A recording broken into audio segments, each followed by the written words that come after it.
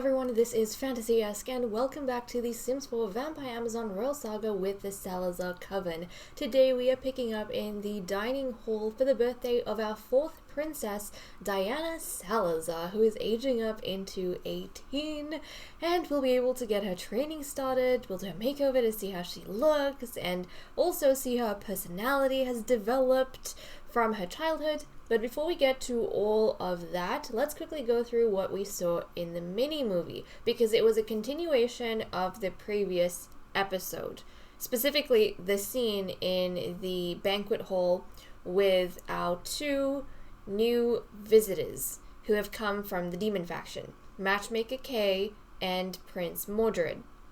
So, in the dining hall, we started off with Matchmaker Kay kind of giving a, sideways glance to the prince and thinking to himself, or, saying under his breath, if only he would stop sticking in the corner or, just sulking in the corner and actually talk to the princess. Maybe he'd make a bit more progress, because, Matchmaker K, he's really trying, but as we saw in the previous episode, the prince is pretty antisocial. But also, Kyra was, trying her best to be at the opposite end of whichever corner he was in, so they didn't really have any interaction between the two of them.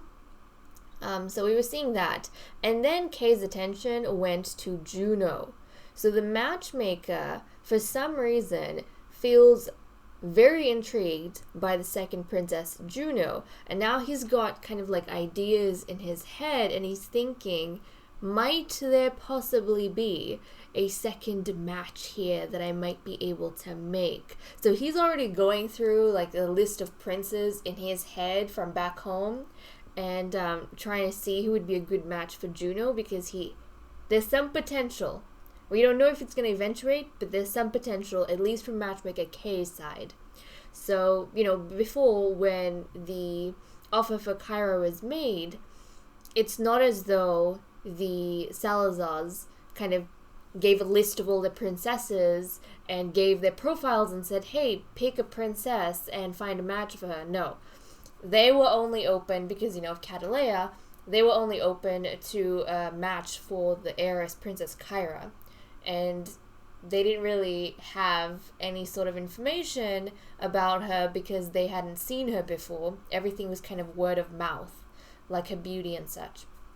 So that happened, but now that he is here, and even though the banquet was for Mordred, and specifically, Kyra, that particular match, he's seeing all these other princesses now, and there's something about Juno that intrigues him.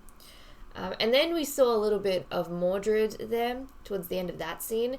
He was saying that Kyra, the princess doesn't seem that bad. If only she'd stop making that ugly face. And he kind of meant that if only she stopped sulking, because towards the end, even though we saw Kyra was trying her best to be courteous and welcoming, towards the end there she really started struggling being in that banquet hall, and you could kind of see she was looking miserable, and I think Mordred picked up on that at the end, and then he thought to himself, is she unhappy with the arrangement, or is she against the arrangement? That's interesting. But I think he found it more amusing than anything, that Kyra is unwilling to partner up with him. So we had that, and then we switched to a scene between Juno and Kay outside the banquet hall at night. Because, oh my goodness, they were there for a long time, let me tell you. Everyone was in the banquet hall, probably for 2 days, but anyways, when Juno was leaving, he kind of stopped her because he wanted to have a few words alone with her, and Juno was a bit perplexed. She was like, why, how can I help you, matchmaker? There's more interesting company inside. And he was pretty much saying, oh, don't be so hard on yourself. I happen to find you fascinating, although I'm not quite sure why. And Juno wasn't really buying that compliment. She was saying, I'm sorry if I can't take your very vague compliment to heart. And then he said, oh, you're putting me on the spot. But if you say so, I'm sure I can come up with something. I'm sure I can articulate some reason why you're fascinating to me. And Juno was kind of like, I'm listening, matchmaker. So they started chatting with each other, and Juno has become friends with the matchmaker. So he has managed to build that friendship over there. I don't know which direction it's going to go in, whether it's going to result in a match for Juno herself with another prince, who knows, but yeah, she was definitely like at the back in terms of the children that the queen was highlighting, because as you guys so nicely pointed out, yes, the queen was being utterly rude in the previous episode when she was comparing her daughters and their appearances. Like, come on, you can't do that. You can't do that. I mean, like, okay, if it was in private to one daughter, you might be able to, like, somehow pass it off as a insensitive compliment, but, like, in public, comparing your children when you have guests, that's terrible. But she essentially said, you know, Kyra and Bloom are her prettiest, but she wasn't even paying attention to, like, Juno. I feel like Juno's used to being discredited like this, but, you know, Juno wasn't being paid attention to. Poor Diana. Poor Diana. Imagine her self-esteem at this point. Like, it's her birthday today, but they had the banquet, like, just before her birthday. They have guests over. She's about to age up into a teen, and she almost, like, blatantly got told sideways by her mother that she actually isn't one of... She's not considered as one of her beautiful children, which is so sad. Like, I hope that's not playing at the back of her mind going into this birthday. But yes, you guys have pointed out, Eden is a terrible mother, let me tell you. First, I mean, just a terrible person in general with the affairs that she's been having, the botched relationships, also the forcing Kyra into a marriage, and then comparing her children like that is just terrible. She's just terrible, okay? I mean, she's not a tyrant, she's not an evil person, but there's many ways someone can go down the wrong path, okay? There's variations of it, and Eden is kind of showing us. And some of you have been saying that she's actually the worst queen in the history of the Salazars. I wholeheartedly agree. And yes, this might not mean that the Empire is facing its downfall, but it's like the Empire is starting to rot from the inside, you know? Starting with Eden. Very much so. Very much so. I, for that reason, love Guinevere. I don't care if she's evil. I love her. She puts her evil to good use. But okay. Let us all now dive in to this birthday event. I am very excited. I don't care what Eden thinks. I, personally, am very excited to see what Diana is going to look like. Because you guys know how excited I was when she aged up into a child and she joined us. I was, like, super duper excited. So I am quite intrigued. I'm also wondering what sort of trait she's going to develop. Because right now, she's confident. She's confident, which I'm glad for, because maybe that means that, you know, she isn't going to be as affected by the comment her mother made. And I feel like for Kyra, she kind of grew up on these kind of compliments, so she wouldn't feel anything about it either. Like, she'll kind of just brush it off. It doesn't mean too much to her. Whereas for Bloom, I feel like Bloom would be affected by what the queen said. Like, she would feel very, very proud of herself and very prideful. Because, you know, she's following Eve.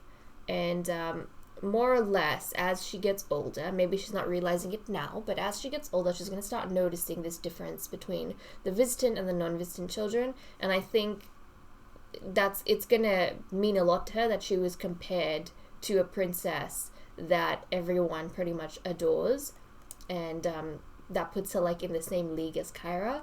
So, Bloom, adorable Bloom.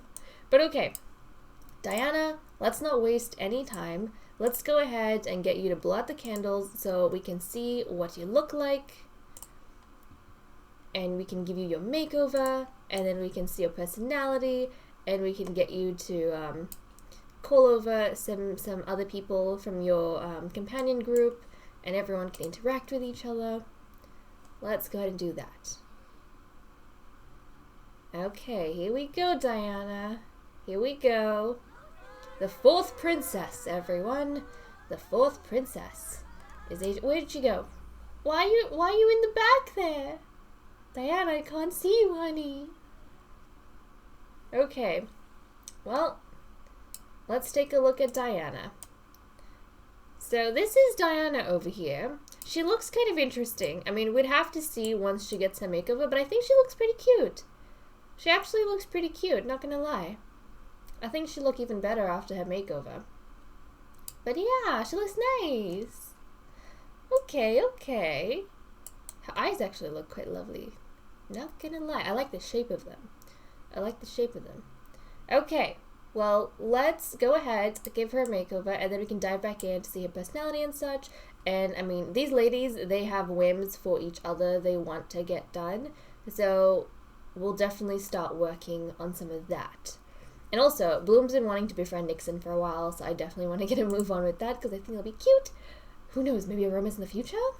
But yeah, we gotta set all of that up. So I'll go ahead and deal with her, and then we'll be right back. I have finished the makeover for Princess Diana Salazar, and here she is all dolled up. She is giving me serious Barbie vibes now that she is like done. But Barbie was not her inspiration. You guys might be seeing some similarities here, but Diana was really trying to emulate her older sister, Princess Kyra. So Kyra has braids, and Diana, as a result, also wanted braids now that, you know, she's of age.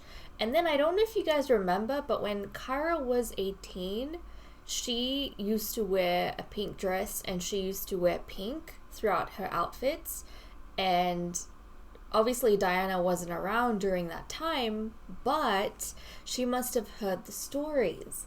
And she must have tried to look into what teen Kyra looked like and what teen Kyra's style was, because she also decided that she wanted to wear pink throughout all her outfits, and, you know, she wanted a lovely pink dress. So this is Diana, guys. I really, really like the way she turned out. I don't know what the queen's going on about, having like only 2 of the prettiest daughters, because look at her.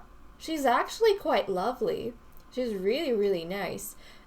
In terms of her trait, so she randomized the art lover trait aging up into a teen. And typically we have said that the art lover trait is connected to the history of the vampires and looking back into the past and, you know, historical studies. Maybe looking at paintings and what was recorded of the life before, you know, they came into being. So I really like the idea that as Diana's getting older, more and more she's trying to look into the Salazar side of her heritage, and she is trying to become like the best Salazar possible and like distance herself as much as she can from the visitant influence. She does not want to be categorized in the same group as Eve and Bloom and Ice. She wants to be in the same league as Princess Kyra and Juno. So I actually really, really like the trait that she got, because I feel like it's helping to develop a character in a way that I kind of have been seeing. So let's take a closer look at her. Like, oh my goodness, she's just lovely. She is just lovely, isn't she? Look at this, guys. She's got such like an angular face, and I don't know if you guys are seeing the same thing as me, but does she not look a lot like Lady Morgana Devilsaur? Like, does she not? Guys, go back and have a look in the generations. Doesn't she look like the priestess we had in Generation 2, Morgana Devilsaur? They've got like the same kind of hooked nose and everything. I love it. And kind of similar eyes. She looks so nice though. And so I love that the princesses, all of them so far, look very different from each other. They look vastly different from each other. I initially thought that Juno looked a lot like Guinevere and Eden. And I said she did, except she looked like the prettier version of them. Like, she had a narrower, kind of longer face. And then when Eve came, Eve's coloring, you know, was completely different to Eden and Guinevere. But in terms of features, she is the carbon copy of Eden and of Guinevere. So even with that happening, Juno and Eve look quite different from each other. So I kind of love that every single princess that we've had, they are so unique in their appearance. I love it. I love it. Well, that's Diana, guys. Now let's get her to change into her dark form so we can take a look at that. She's kind of just got a bit of a dark aesthetic in terms of, you know, like slightly grayish skin, hair that's brown, and then kind of like a ashen sort of brown, and then what else? Yeah, she's got like a turquoise dress on. So let's get her to change into her dark form. We'll take a look at that. Let's show you dark form, honey. And I'm very excited to get her started with the training, not gonna lie. Okay, here we go. So this is Diana in her dark form. Isn't that lovely? With the black eyes and such. But there we go. Let me know what you guys think about our fourth princess now that she's a teen. I am really excited to get her going with the training. I feel like this generation, I've been on top of that quite a bit. Previously, like, even when we had just the one princess during Aphrodite's reign, I felt like I was quite behind. But with these guys, I have been, like, on top of every princess to make sure they are ready and set to go by the time they have their birthdays. So it's going to be no different with Diana. But also, I think the way that all of the ages were kind of staggered gives me enough time to, like, train up a single princess before it's the next one's turn. I suppose with Kyra and Juno, they were getting trained at the same time, but I somehow managed to do that too. But Eve, not too long ago, she finished her training. Now that Diana's aged up, we have pretty much the week to focus on Diana's training and try and get her to the Grandmaster level, which I think should be something I can accomplish, because I try and do it as much as possible behind the scenes. And then Eve's having her birthday on Saturday, so a week from now, Eve is aging up into an immortal, so she can finally complete her training, because once she's an immortal, she'll be able to start dueling or sparring with Guinevere. And then the day after, Bloom is going to age up into a teen. So we've got that to look forward to. Bloom's going to age up into a teen. Then hopefully once we're done Diana's training, I can, you know, focus on Bloom. And I'm not sure when Ice is going to be aging up into a child, and then when she might potentially be aging up to it, like, into a teen. I'm thinking it might be around here or somewhere after. Like, I feel like it's going to be somewhere maybe 2 weeks from now in the sim time. Or even like around here somewhere. I'm not entirely sure. We'll have to see. But I don't think they were that far apart in their births. But I'm suspecting that Ice might age up into a teen around here. So we do have like a good kind of gap between the princesses to focus on, you know, their different things. Okay, let's get her changed. Hide her dark form. Please go inside. Is everyone... Okay, let's turn autonomy on so that they don't kill themselves. We'll do that. We'll take you inside. Okay, let's get changed. Actually, since she is the birthday girl, I probably should be focusing on, you know, who she wants to interact with and what she wants to do. Okay, let's take it back inside. Go on in, go on in. And then we'll kind of check out who you've got. So she wants to get to know Princess Juno. That is fine as can be. Juno is one of the two sisters that she looks up to quite a bit. So let's try and get to know her. So that would be under... Who would that be under? Small talk? Yeah. Let's get to know Juno a little bit more. Okay, Diana. Here you go. And lucky you have like Guinevere to you. But also, you could, if you wanted to, get training from Eve as well, because Eve is actually a Grandmaster. So that's really good. And with the princesses, I mean, obviously they go to the champion as their primary trainers, but then sometimes if, the champion is not in the right mood and she doesn't really feel like training, then the princesses do sometimes approach their sisters or even their mother to train them and help them. Anyone who's a grandmaster, essentially. So we might see a little bit of that with Diana. Like with Eve, and this is kind of interesting, Eve, along with getting trained by Guinevere, got a lot of training done with Juno. Juno is kind of, the middle sister who is like, okay. And then I think there has been an occasion where, Kyra gave her guidance because nobody else was in the frame of mind to do so. But yeah, even though they don't like Eve, they have assisted Eve during her training. And I mean, to be honest, when it comes to this sort of thing, yes, there is a bit of a rivalry going on with the sisters, but at the same time, because, they'll all be fighting for the crown, but at the same time, if every single sister of theirs isn't trained, no one can fight for the crown. So it's kind of like in their best interest to make sure the younger sisters are getting the proper education as well, so that, they can be prepped for everyone to participate. Because if the youngsters don't have it together, the older ones miss out as well. So I kind of like the way that system works.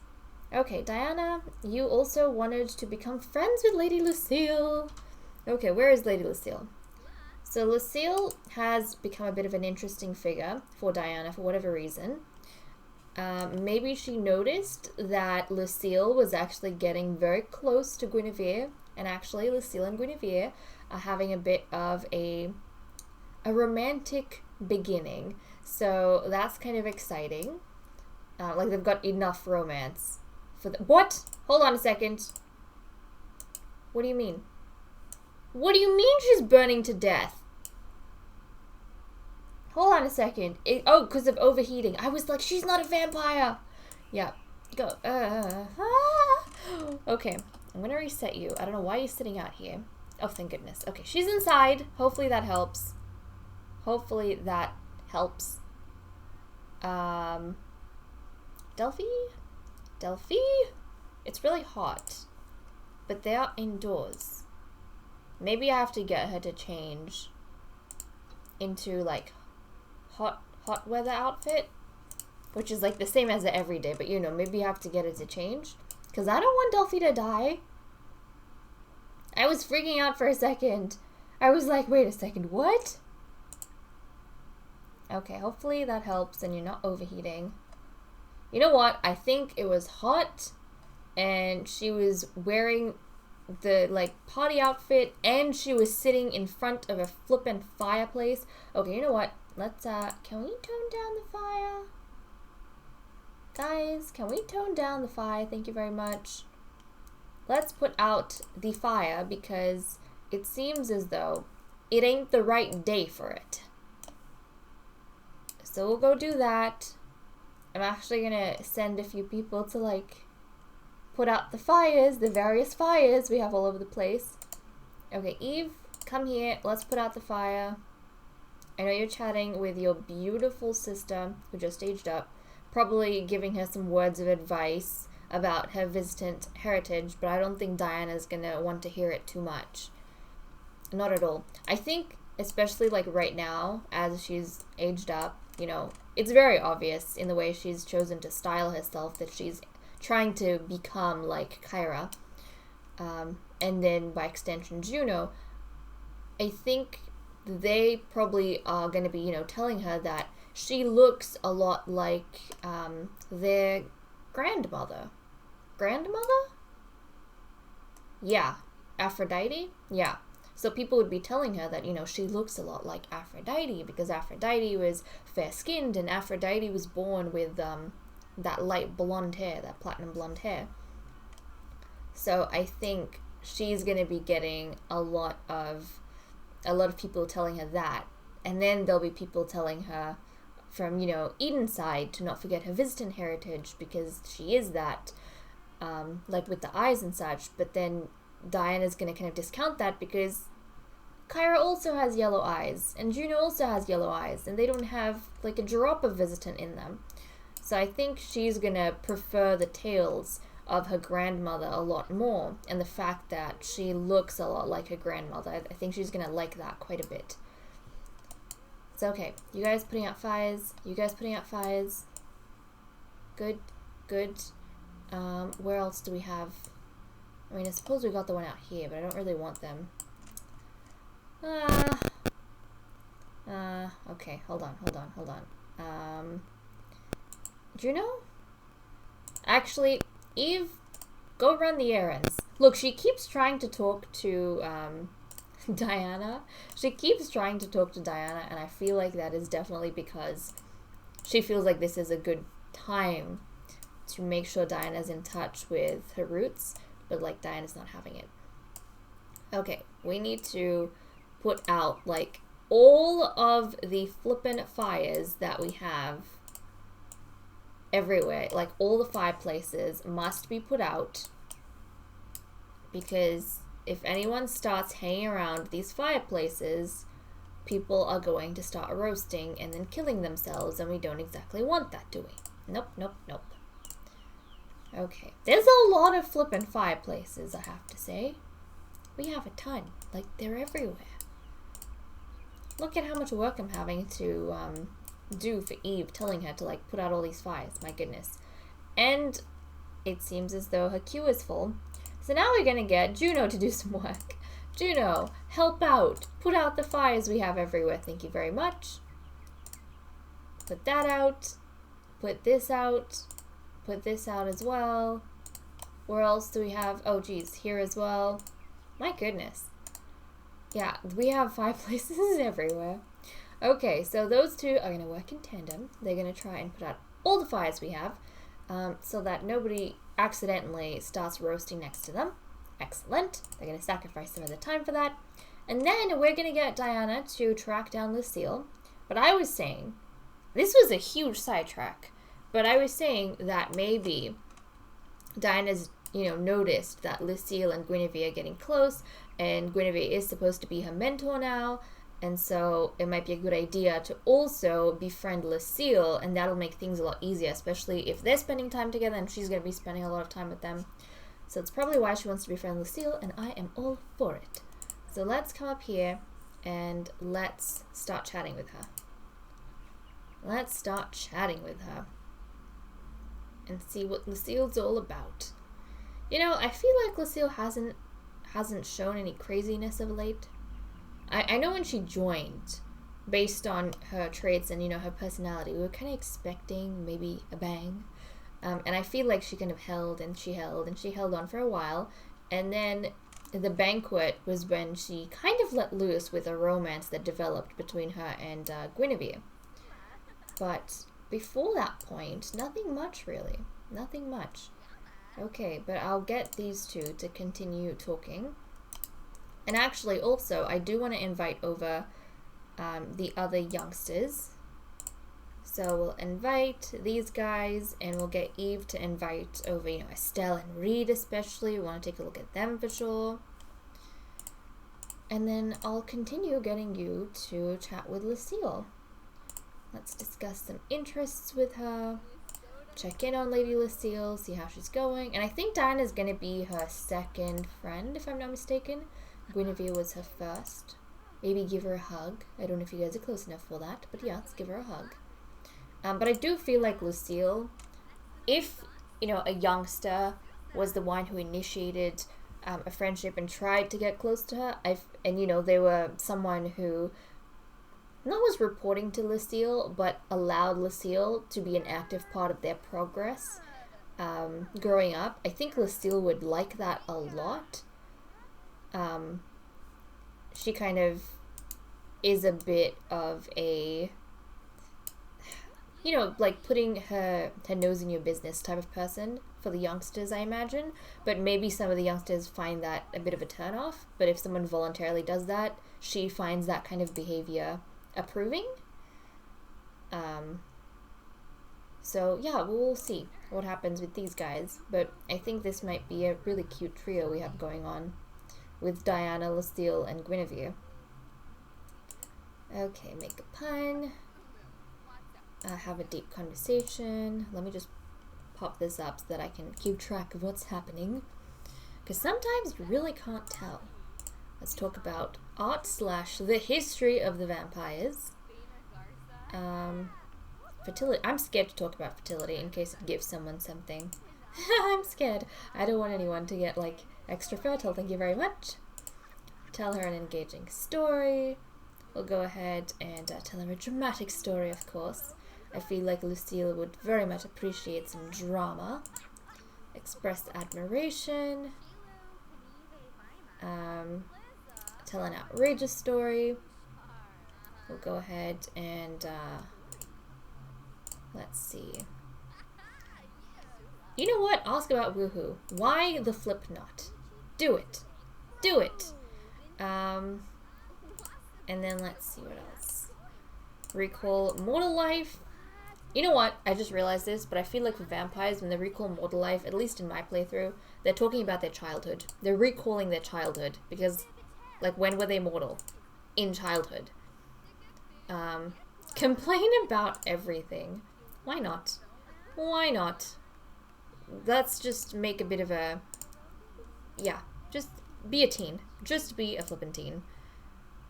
Cloudy weather, brood about being a vampire, or maybe like all the stuff you have to do, the hurdles you have to overcome. Oh, they're friends! Nice! Okay, they managed to become friends. I'm so happy for Lucille. She's making, she's got a bit of a group now. Oh, and she managed to befriend Lady Catalea. I don't know when that happened. But I suppose Catalea finally got around to, like, you know, disarming Lucille. Actually, that might have happened in an episode. I vaguely remember this occurring. And me reasoning out why it was occurring. But nice, she's got 3 friends, and she's got, like, a good romance going on with Guinevere. That whatever little thing she had with Kyra has completely dropped out, thank goodness. But yeah, I think Lucille might be Guinevere's next love, guys. And I mean, like, genuine love after Lagertha. And I am actually in full support of it, because it started way after Lagertha passed on.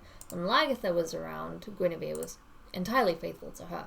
And I don't see anything wrong in, you know, her trying to find love again. I don't see anything wrong with that. But okay, the youngsters. Let's try and track down Reed. Where is he? Okay, Reed and then Estelle, because we want to take a look at them, you know, because they've aged up recently and we haven't had a chance to see how they look. But this is Reed, Lord Reed Dravage, guys. He is Lagertha's second son and only living child. His older brother died, we all know. Depressing story.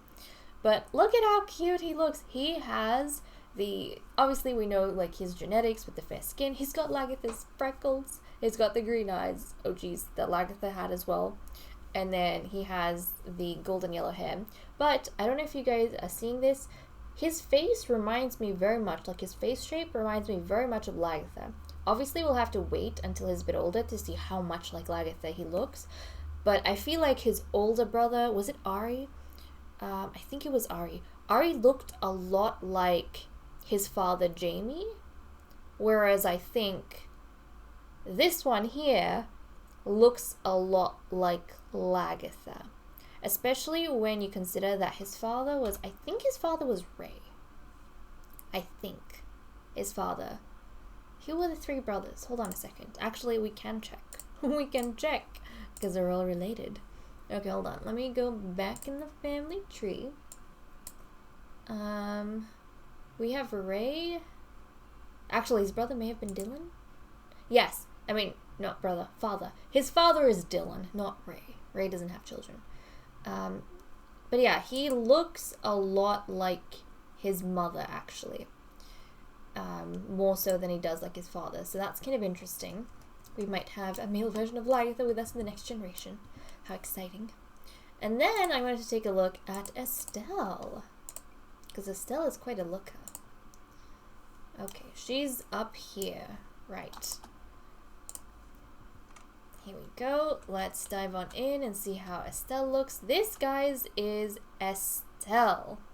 Lady, not lady. Is she a lady? No, she's not. She's considered Miss at this point. Her and Delphi have different titles because Delphi is actively serving. But she is Miss Delphi no, what am I saying? My brain's all over the place. I apologize. She's Miss Estelle Valenka. Delphi, where'd you go? You were burning to death not too long ago. I haven't entirely forgotten you, I promise. But guys, I love this dress. I just love it. It looks like it's like sprayed onto her skin, or it's like glitter on her skin. With like, you know, net and like a bit of fabric, but it's just gorgeous. It is lovely. It feels magical. It looks so magical. And close up, you can see she, like, her features look a lot like Azora. I don't know if you guys can see the similarity, but she looks a lot like Azora. Now, she's also, I don't know, braids are a thing right now. She's also got the braids, but it's back in, like, in a bun. She's got freckles all over her face. She didn't when she was younger, but now that she's a bit older, she's got freckles everywhere, which I actually think looks quite nice on her. I don't think we've really had anyone with freckles to this degree all over their face, but it looks really good on her. And then she's got those beautiful green eyes, which will not be green for very long, because as soon as she goes through the ritual where she's cut off from her bloodline, because, you know, she has to undergo that as well. She is a composite. She's going to have black eyes, so we're not going to see this beautiful, beautiful green that we are right now. She's going to have black eyes because of all the vampiric energy used to cut her off from her bloodline. She's going to have a bit of, you know, more dark circles, kind of like Chance does, which is a bit depressing, but she'll still be beautiful, to be honest. I feel like them having black eyes almost makes them look more dangerous, which is ironic because they're less dangerous than they were before. But yeah, and then, you know, she's got dark brown hair, which is very lovely with that olive skin tone. Ah, gorgeous. Gorgeous. She basically inherited, like, her skin tone and her coloring entirely from her father, but her features, they look so much like her mother. So much. That is, that's Estelle for you guys. I wanted to take a look at her. Just like I wanted to take a look at Reed, so that we're a bit more familiar with them, you know, before, you know, at least she goes through her ritual and such. So, the children. Such happy children. Okay, what else do you want to do, Diana? Tell me. You're the birthday girl. Chat with Kyra. I love how her whims are so believable right now, or they make sense with the story in which she's going. Like, obviously she wants to chat with Kyra. Kyra is her idol at this point. She looks up to Kyra so much. Let's have a deep conversation with her. Yeah, she looks up to Kyra a lot. I mean, she's, you know, sometimes you have an older female figure that you just adore and you want to emulate, and you try and be as much like them as possible. You want to look like them, you want to talk like them, and walk like them. Yeah, she's going through that phase right now. I mean, she was always close to Juno and Kyra as a child, but now that she's a teen, she, like, I think she's centered in especially on Kyra, and she really wants to be like Kyra. So, let's have a deep conversation. Oh, look at this. This is so sweet. This is so cute. Okay. There we go.